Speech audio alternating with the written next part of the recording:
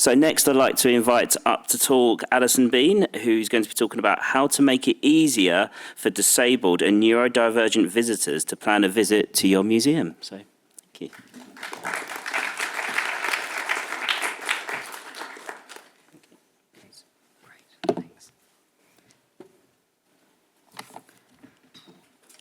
Not the snappiest title, I'll admit that. So today I'm going to tell you about a project that our web team undertook to make it easier for disabled and neurodivergent visitors to plan a visit to the British Museum. And along the way, I'll be giving you some tips in case you want to do something similar. So our challenge, or this project actually started out as a challenge from our EDI manager to improve our accessibility webpage, where you can find information to support visitors with access needs. And scan the QR code if you want to go and see what we created. The goal of this project was to, firstly, to identify any visit planning barriers for disabled and neurodivergent people, and to remove or reduce them, aiming to increase the diversity of our visitors and to increase our understanding as a team of what visitors with access requirements need, and then apply those learnings to the rest of our site. Our plan was simple. Speak to disabled and neurodivergent people who like visiting museums and galleries, and make improvements to our webpage to meet their needs.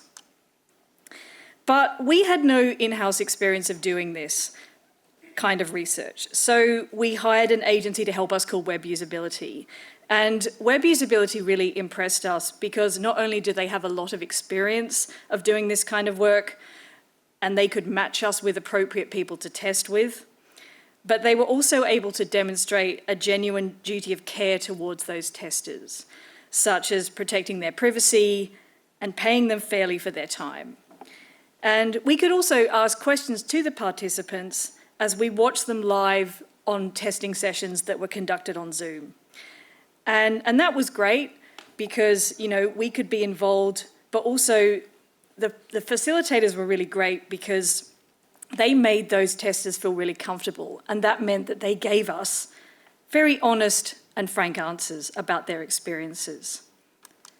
Up front, we decided that we wanted to speak to as many types of user as we could, and we got a range of very different disabled and neurodivergent people who live all over the UK and span all ages, genders, ethnic, and socio-economic backgrounds.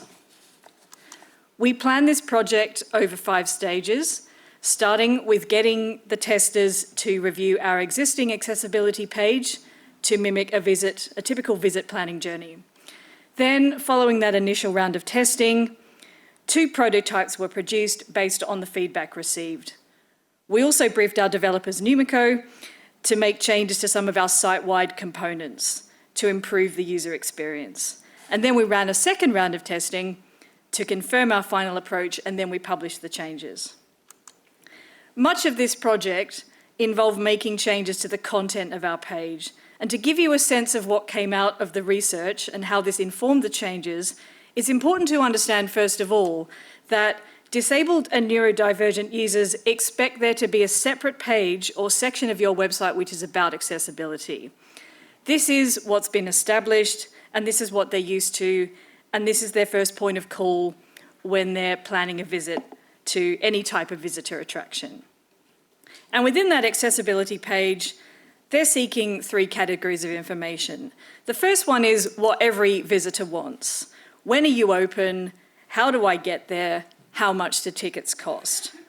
Secondly, they're looking for information which is relevant to all disabled and neurodivergent visitors, such as, are there concession tickets? Can I bring a carer? And where can I get help if I need that? And thirdly, they're looking for condition-specific information. So if you're a wheelchair user, that's, are there ramps, lifts, and accessible toilets?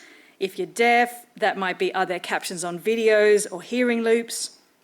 Or if you're autistic, it means, is there access to quiet spaces and sensory experiences? And we also found that there was a preference for grouping information on our accessibility page by the disability or condition, so that users could navigate to that section of the page that's relevant to them. But if you're planning to create a page like this, here's a couple of things you might want to keep in mind. Firstly, users won't feel represented unless their disability or condition is listed. Also, that people with multiple disabilities will look for the information to support their most severe disability first. And finally, that you could end up repeating some of the same information across the different sections. Although we did find that some of the information did need to be repeated because that was the most helpful thing we could do. In terms of formats, we found there was a very clear preference for text-based content, as that's the easiest way to access information. But there are also lots of use cases for images and videos. There's a need for maps in accessible formats. And also, there's a desire from these people to see recommendations about your venue from their peers. And they won't look to your website for that. They'll actually go off to review sites, YouTube, forums and social media to find these. So based on the research that we did, we also made a few changes to the functionality on our website. And given that users expressed a preference for text-based content and information grouped by disability, we chose to present most of our content in themed accordions. And at the top of our web page, users will see this on the page menu, which enables them to jump down to the content that they're interested in. But given our reliance on these accordions, we had to make sure that they worked perfectly. And one thing we found in testing is that some users didn't see the audio accordion control, which originally sat on the right of the screen. And so we moved it to the left. And having done that, we realized that this is actually great for all types of users, because it mirrors the way many of us typically read on a screen, which follows the F-shaped pattern. And the F-shaped reading pattern was discovered by the Nielsen-Norman group, who did eye-tracking studies on how people read on screens. And one of the things they discovered was that as users move down a page, they start skimming over content as they move down. So bearing that in mind, we put the information that users said they most wanted to know at the top of each of our accordion sections. Also in the accordions, we added some images to enhance the copy. And this was bearing in mind the feedback from users that they wanted to see pictures of facilities like toilets and information desks so that they can better plan their visit. We also took the opportunity to use some of the imagery in accordions to talk about ways that users could enhance their visit to the British Museum, such as by booking for an accessible event or downloading our audio commentaries. I should also say that a great deal of thought was put into how the copy on the page was written. We have a lot of information on this page, and we wanted it to be easily digestible. And that's both by humans reading it and also the AIs that scrape the contents of our page and then output that in generated answers. So you'll see content is optimized for both of those use cases. It's presented as short bullet points with links to other pages and websites where appropriate. And we've also included some videos that our EDI team made, which show you how to get to the museum from 3 different tube stations. And if you want to go have a look at them, you can find the link on the page. One issue that we identified through our research, and which we've not yet able to fix, but we plan to do that soon, is the reading order on this type of teaser, which you'll see across our website, which promotes upcoming events. Now, many of us, when we look at this teaser, will find that our eyes are drawn either to the image or to the heading. But in testing, we found that visually impaired and screen reader users' assistive technology read these teasers out in a top-down order, which is not a logical reading order if you're hearing this read to you. And that actually led to confusion amongst these users as to what we were trying to convey. So we're currently thinking about how we can fix that problem. Many users we tested with also commented on our museum map. And this map appears on our website as an image, which is not interactive or zoomable, and where the only alternative is a PDF, which is a very difficult format for people with disabilities. Digging into this further, we actually found that our map is frustrating for many, many types of users, as you can see from this heat map, which shows that lots of people click on the map, assuming it's interactive. So again, we're looking into options to improve that. So we've made a lot of changes. We've launched a new page. We've changed some functionality, and we've got some items for our roadmap. But how have users responded to what we've done?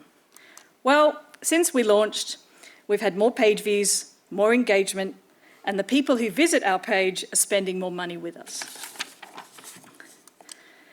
And we're running a survey at the moment, and what that survey has shown us is that not everyone looking at this page considers themselves to be disabled or neurodivergent. And I'm actually quite interested in the third of visitors who say that. And I'm wondering, by providing all this additional information on this page, are we helping everyone else as well? Also from our survey, we found that more than 80% of users told us that the page was either useful or very useful. So we're very, very happy with that result.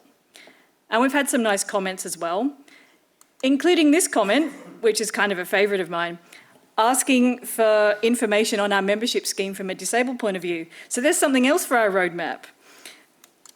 So overall, we regard this project as a very successful one. So what did we learn? Firstly, watching disabled and neurodivergent people use our website gave us a much greater understanding of what these users want and need. And secondly, we found that there's a huge overlap between what disabled and neurodivergent people want and what everyone else wants. So my conclusion is, if you make things work for disabled and neurodivergent people, you'll make things work for everyone else as well. And if you want to know more about this, feel free to get in touch.